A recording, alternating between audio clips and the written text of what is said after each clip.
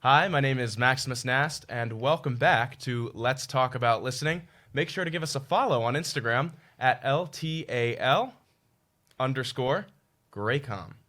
And I'm joined by... My name is Charlie Bell. I'm a sophomore here at Loyola, and I'm really excited to be on this podcast. Absolutely. We're really excited to have you, Charlie. All right, Charlie, so let's hop right into it. So today's episode is about Bruce Springsteen. You want to tell us a little bit just sort of about your experience with Bruce Springsteen, maybe sort of growing up with him? Obviously, he's from Jersey. You're from Jersey. Right, yeah. I grew up on Springsteen. That's the closest way I could say it. My dad is a massive Springsteen fan, so I've just been a part of Springsteen my whole life. I remember whenever we're in the car, his iPod goes on, and it's usually Springsteen, some kind of live music. Or when we're cooking dinner in the kitchen, it's Springsteen.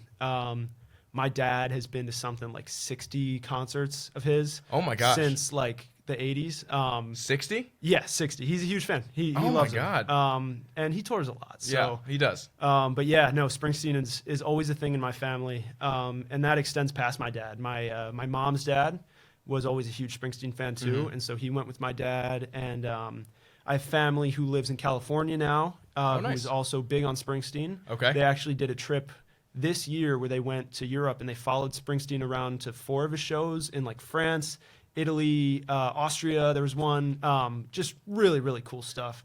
Whoa. So they like literally followed him like across followed across Springsteen Europe. and they followed, Whoa. across Europe. It's so cool. And so, he's just always been a part of my life. The one big kind of Springsteen culmination during the year is when my family goes down the shore. So we go usually to Brigantine, New Jersey. Nice. And Springsteen is always on when we're cooking. Yes.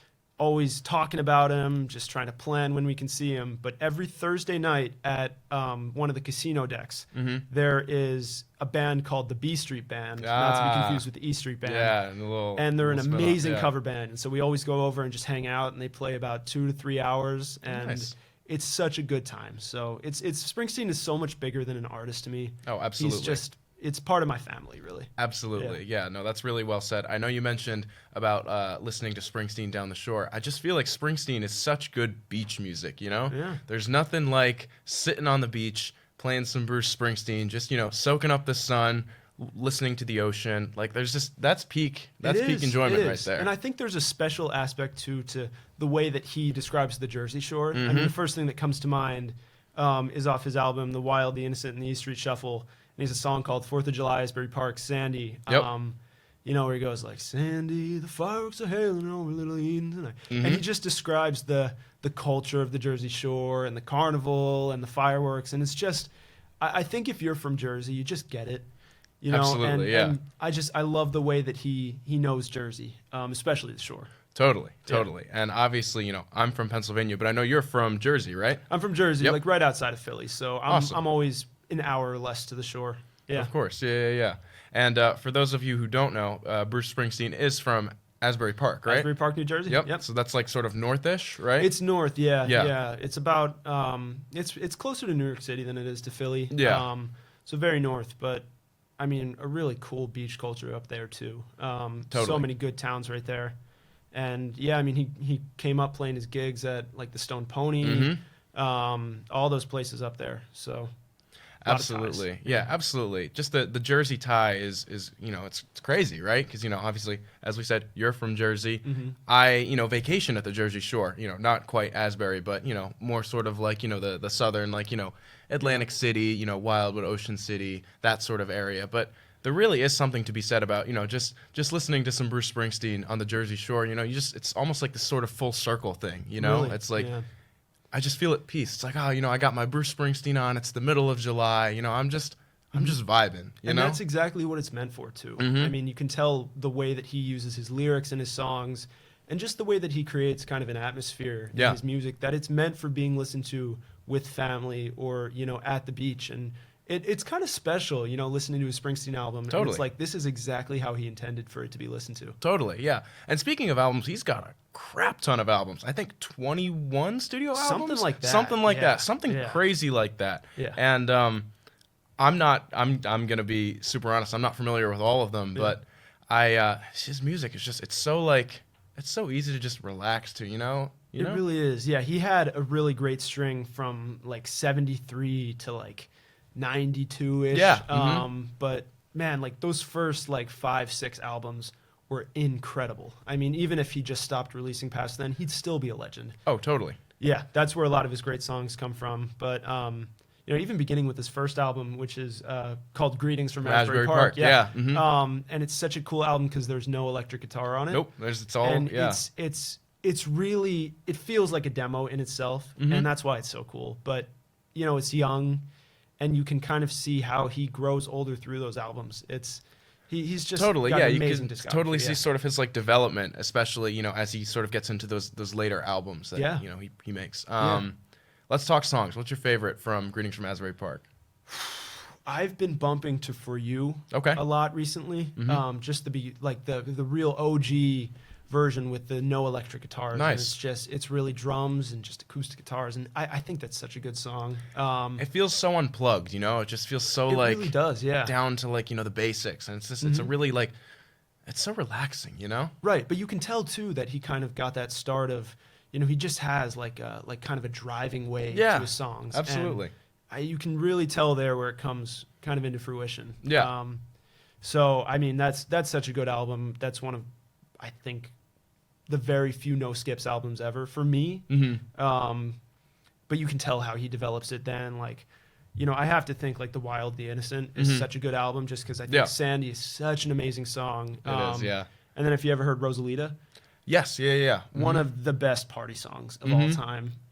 It Yeah. just like, that I have like a few like wheel drum songs when I'm driving, and I'll just Right. like be Where drumming on the steering you're just, wheel. And that's you're one of going them. fast, you got Yeah. the music bumping, and life's That's just it. good, That's it. There's no song that can just get me going like that. Like Rosalia, It's yeah. really good. Yeah. Yeah. Circling back to Greetings from Asbury Park, I really do love Growing Up. I feel like there's just something so nostalgic about that song. I remember listening to it, as I was first sort of, embarking on my college journey. I was like, whoa, like this is so like surreal, like just like we're growing up. Like, it's so crazy. I don't know. Just a very nostalgic song, and just one of my favorites. Actually, probably my favorite from that album. It's really good. yeah. It calls back to him being just the kid from Jersey. Exactly.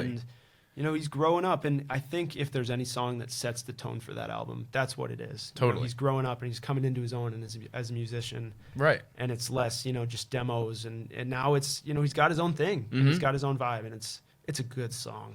Totally. Yeah. Totally. Yeah. Yeah. No. What an amazing song. Let's move on to his next album, which I believe is is it Born to Run? Wild and the Innocent came Wild and the after Innocent. Asbury Right, Park. okay. That's more of just like a personal favorite. Right. It's not as popular. Born to Run came after Wild and the Innocent, which Gotcha. without a doubt, in my mind, is his best album. Oh, I 100% agree. There's not a bad song on that. No, there's so many good ones. What's your favorite?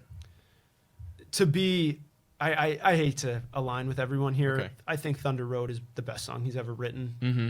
The lyricism on that is just something that you don't find anywhere else. It's he talks about like his car breaking down, Yeah. stuck in the mud somewhere in the swamps of Jersey. Yeah. And the way that song just kind of builds and It builds builds and builds, and then builds. there's this big like climax. Yeah.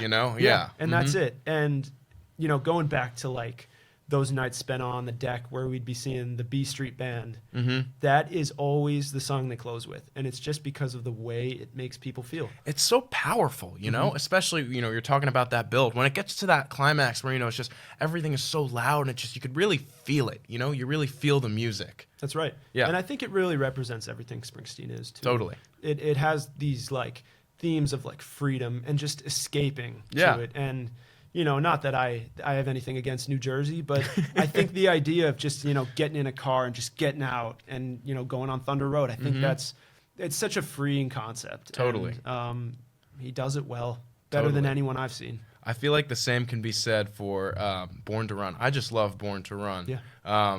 Just the sort of bum bum bum bum bum bum. Yeah, Bum. it's so good. Yeah, it's so great. It gets stuck in my head, and it's like whenever I think Bruce Springsteen, I immediately go to either Right. Dancing in the Dark or Born to Run. Yeah. Yeah. Yeah, that's really one of those where the E Street Band found their stride. Totally. And Totally, they have totally. such a specific sound, between Clarence with the saxophone and, just kind of, like Max with the drum. I mean, it's amazing. It's so good. But yeah, Born to Run, everybody knows it. Everybody knows Born to Run. You throw on Born to Run, nobody goes, oh wait, what's the song again? And I never get tired of it either. Exactly. Yeah. It's one of those oldie but goldies, not to be, corny or whatever, but it really is. Yeah. Yeah, yeah. And I mean, to go from there, I think Jungle Land might also be one of the top 3 songs in that album. Mm-hmm. It's not appreciated, by popular culture as much as it is by blues people. I feel like it sort of gets lost on some people, yeah. It does, but Jungle Land is one of the greatest poems that I think music has ever had. Totally. It's gorgeous. It's an amazing ballad, and again, it shows his ability to take a song and start it from here and to just kind of build it. Build it, yeah. Bring it up, yeah. I think it's the quintessential example of what he does with lyricism. He takes something the size of like a glass of water, and he expands it to just fill so much space. I know, it's crazy. And that's what's so cool about it. When you see so many people in music, trying to take something the size of the universe and put it into a song. And he's the exact opposite of that. Right. He's able to fill so much with so little. Exactly. It's like most people try and take, a huge, like, big backyard and try and fit it on a postage stamp. Whereas Bruce Springsteen's that guy who's trying to make that postage stamp and expand it to as far as it could go, He takes bumper stickers and makes them Exactly. these amazing poems of, growing up as a kid in the 60s and 70s in New Jersey. And man, like I relate to it, right? I'm a Jersey kid. Right. And you are. It's like, how can I not think this song is about me? Exactly. It just is. A, you're from Jersey. B, you're like a young adult. Right. So like, right, yeah. He's talking to you basically. He absolutely is. Yeah. You can't deny it. Exactly. Yeah. And you mentioned his lyricism before. What's your favorite part about sort of Springsteen's writing, or about what he does in terms of, lyricism and just really sort of reaching out to people such as yourself? It's he thinks outside the box. Yeah. I think most lyricism you find today is I did this or we did this, and Springsteen's just talking about kind of these aspects of living and what he sees. It's really stream of consciousness. It is in some senses, and he can get really poetic too. Yeah. But he finds a way to make that not sound pretentious in his songs. And it's just like it's perfect. I mean. He talks in like Jungle Land and it's like the Rangers had a homecoming late in Harlem late last night. And it's like the way that he sets up these stories that he absolutely succeeds at telling through the music. Nobody does it like him. I know. Yeah. He reminds me of like, he's just redefining the game. I think about like Phoebe Bridgers. I was just about to mention Phoebe Bridgers with stream of consciousness kind of thing. And we talk about how she's kind of writing from a journal. And maybe it's less that with him and more about how, he's able to tell a story by the lyrics themselves. Yeah. I think if I were reading his lyricism without ever hearing the song, I would still be like, whoa, like the way that he sets this up is very cool. Yeah. Yeah, totally. And I'm glad you mentioned Phoebe Bridgers, because I was just about to bring Phoebe up, because I know you're also a big Phoebe fan. I am.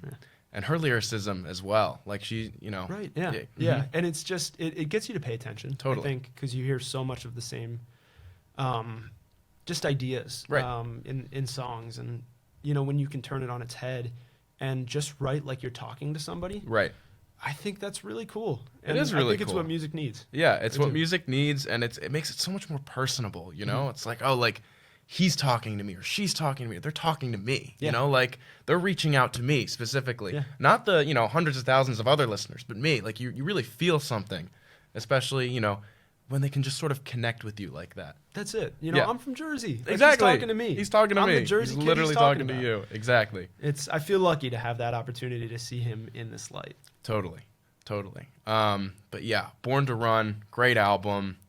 And I think he released Born in the USA. That came there a couple 6 in between years. Yeah. I think it was 9 years after. 9 years, yeah. Born to Run. That was like mid '80s. Yeah. It was. I think it was '84. Yes. If I'm not mistaken. I like Born in the USA. It's much more commercial. I think, it's more overhyped. Yeah.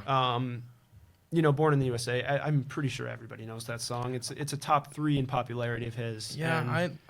I honestly don't really like it that much. I think it's overplayed. I think it's I don't kind of think, simple. I think that's what's interesting about it, though, Yeah. because it is overplayed. I remember this 4th of July, Born in the USA, is on so many different playlists. And, when you realize what that song is about, and it's about, growing up during the Vietnam War, Right. and how you're sending your troops off to a war that they shouldn't be fighting. Yeah. And it's really interesting. I think how It's interesting if you dive into it. Yeah. yeah, 'Cause I and feel- American culture misses that. Totally, Yeah. totally. I was just about to say, I feel like a lot of Americans are just like, oh, 4th of July, Bruce Springsteen, born in the USA. Like, oh yeah, add that I'm to the born in the playlist. USA, Yeah, but I'm it's- born in the. Yeah, yeah. exactly. But And they it's- sort of miss yeah. the whole sort of idea.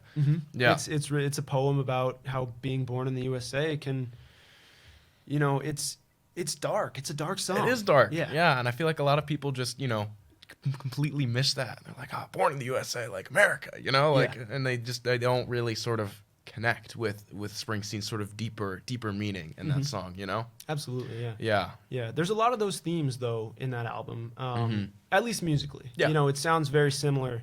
But one of the songs that stands out to me on that is "I'm on Fire." You have a lot of like the kick drum sounds, Right. and you get to "I'm on Fire" and it's this very quiet, intimate song. It's very different from the rest of the songs on the album. Yeah. You get to "I'm on Fire" and you're like, whoa. Yeah. Like the and vibes have he's been speaking changed to a up. girl. He Yeah. is, and it's really the intimate is the only word that I could describe it. Yeah. with. No. And it's quiet, and I think it kind of is a segue into everything he does after Born in the USA. Yep. Because it's way more personal Totally. than I think most of his music was. Oh, But yeah. I listen to it, and it's just, I just feel something that I don't feel with a lot of his other songs with "I'm on Fire." Mm-hmm. One of my favorite artists, John Mayer, actually Yeah. covered that too on his album Battle Studies, and it's a really good coverable song. Yeah. I think, which is like, it's just very good. Yeah. And you saw him in concert, right? John Mayer? John Mayer, I've seen John Mayer in concert by himself 4 times. Whoa, okay. That's pretty cool. And then as a bonus, I saw him play with the Grateful Dead 3 times. So Oh, whoa. he basically okay. took Jerry 7 Garcia's times. role Yeah, in the yeah, Dead, yeah.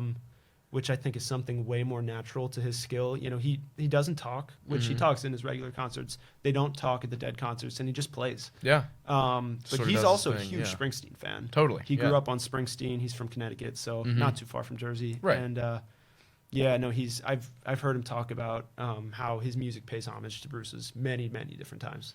Yeah, that's really cool. And have you had a chance to see Bruce at all in concert? So here's my story with Okay. that. All right, I'll buckle up. We're driving to the Philadelphia Stadium complex. Okay, yeah. And it is mid-August, Mhm. and Bruce has finally made it back to Philadelphia Yeah. for a stadium tour for the first time in what I think was 7 years. Yes. So when I was, 7 years ago, I was 12. Right. I don't really think I could have handled a 3-hour-long Bruce concert. No, yeah, it's a lot, especially when you're young. Right. And so a lot of my family's down, and we're going to see Bruce. It's finally time. Right. And we just get over the Walt Whitman Bridge. Mm-hmm. And you're so excited, you're ready to go. Yeah. And we get a call from one of my dad's friends. And she goes, Jimmy, that's my dad's name. Mhm. She goes, Jimmy, the show's off. No. I'm in the back seat, and my heart's breaking right now. Oh no. And about a minute or 2 later, we see on Bruce's Twitter page that they say he's come down with some kind of illness, and the Philadelphia shows will be canceled. He had 2 shows, and I think I was going to go to both. And both shows were canceled to be rescheduled at a later date. And I love Chickies and Pete's, but that was the most somber Chickies and Pete's meal I've ever had. I was heartbroken, man. It was my chance to finally see the boss, yeah. and I couldn't. And so the rest of the tour ended up getting canceled. He never did his Baltimore show. Oh, wow. He had some kind of, I think it was like an ulcer or something like Ooh, that. Jeez, yeah, no, that's no good. And it broke my heart. Like, Yeah. because it's like so many of his songs have this theme of youth and freedom to it, and he's one of my legends, and he's getting old. Totally, yeah. And it makes me sad, but Right. hopefully I'll have a chance to see him next summer. Yeah. He rescheduled the shows for August of 24. Right. So, I plan to go study abroad, so I don't know if that'll interfere. I really hope not. Yeah. However, I'm looking forward to it. It's such a big family event. I think I had, 6 or 7 different people from my family coming to that Wow. show. And it was the worst. Not Yeah, getting to see him. no, It was the totally. absolute worst.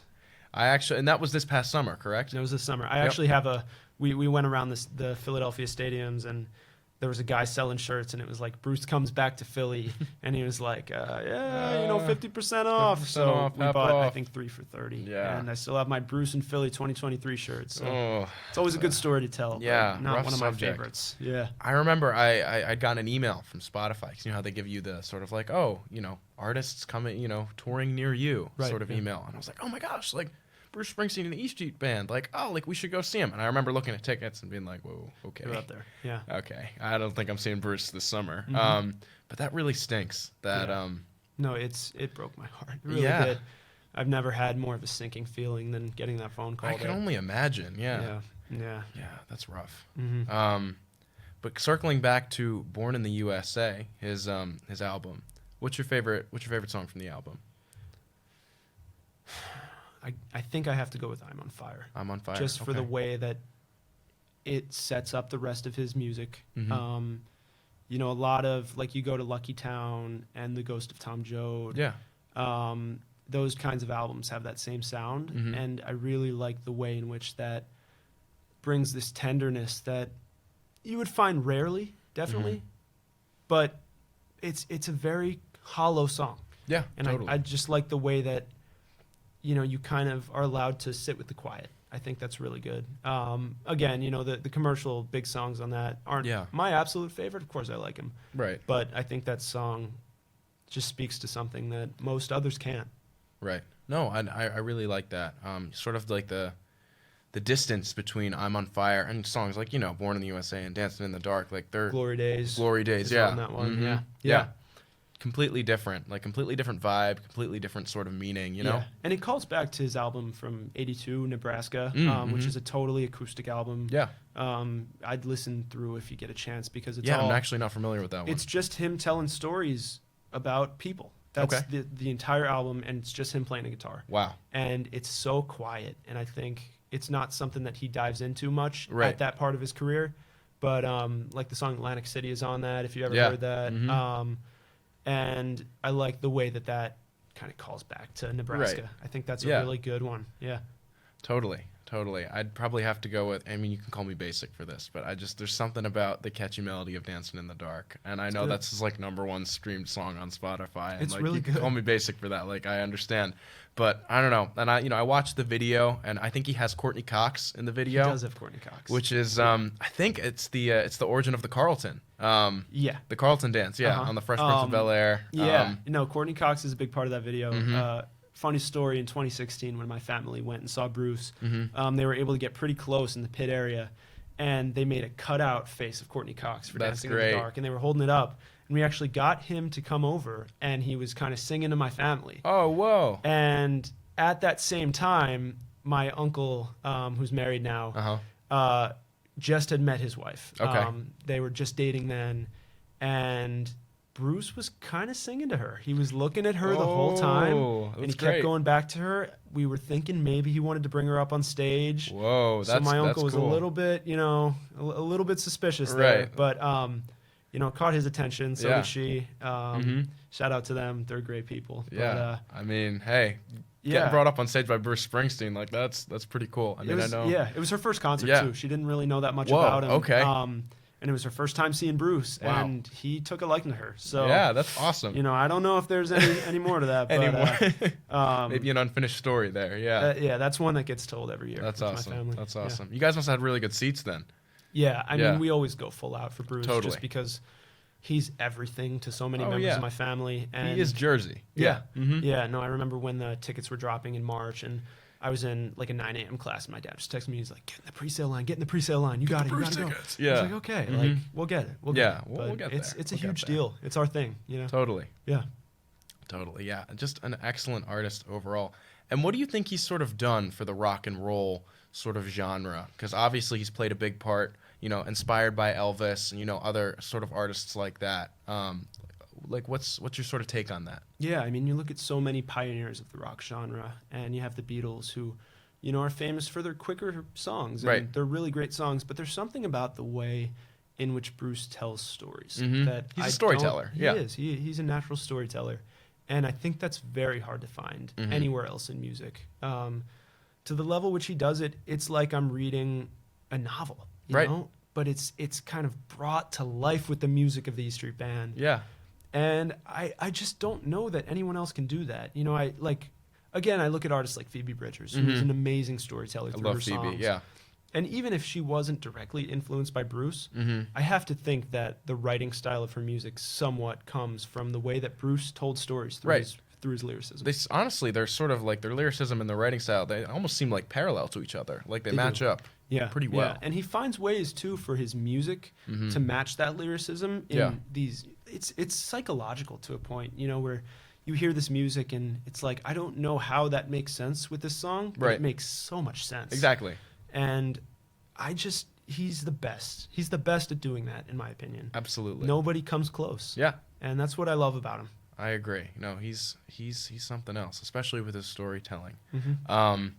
And what about his later works? I know you're more familiar with them than I am. Yeah. Anything you sort of wanted to add regarding his albums? Because I feel like, obviously, we talked about Born to Run and Born in the USA. Those are his two big commercial albums. But I feel like sort of after that, like, he continued to release music, but it became less and less sort of mainstream. It was, yeah. It's a conversation that my dad and I have all the time. And as much as my dad loves him, he's probably his biggest critic, too. And I think he would agree that around The Ghost of Tom Joad or The Rising, Bruce started cranking them out. And I think to a point, there's some truth to that. Yeah.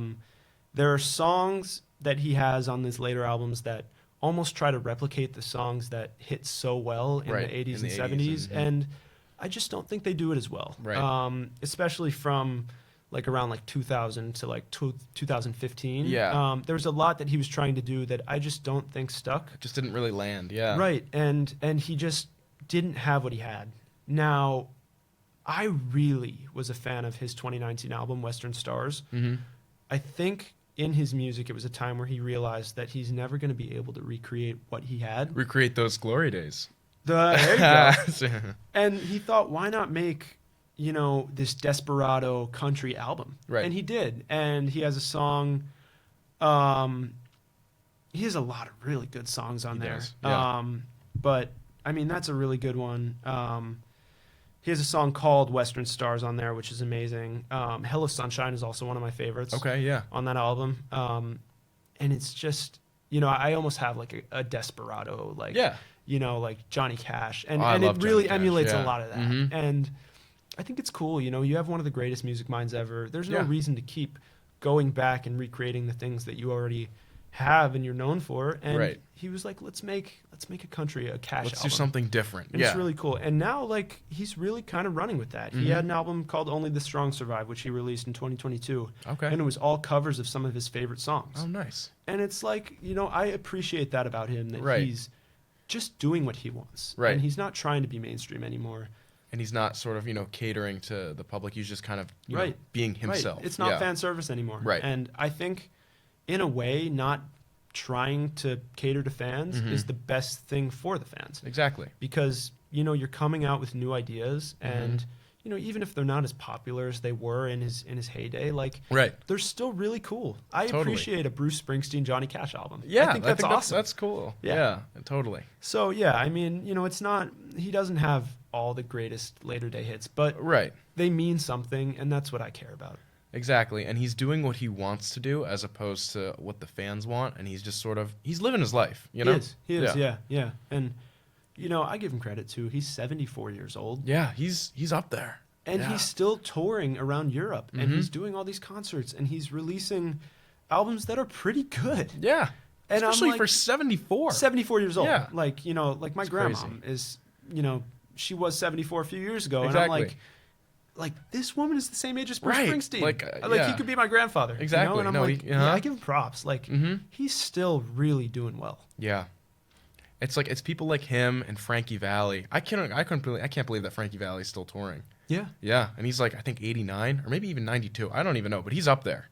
There's something about musicians. I think about like Tony Bennett. Yep. And how like Lady Gaga was kind of touring with him, but even through, I think he had dementia, right? Yes, he did. Even through all that, when he would go on stage, he would light up, and it was the music that brought him back. It was the music that would allow him to sort of recognize Lady Gaga, remember the songs, and there's just something to be said about music, man. It speaks to something way deeper than hearing it on the radio. Totally. It's just an inherent humanness that music has, and There's nobody like Bruce in that sense. He just does it so well, and that's what I love. Just the human nature of his music. Well said. Yeah. Well said. Yeah. All right. This has been Let's Talk About Listening. I'm Max. I'm Charlie. Thanks for watching, and stick around for more.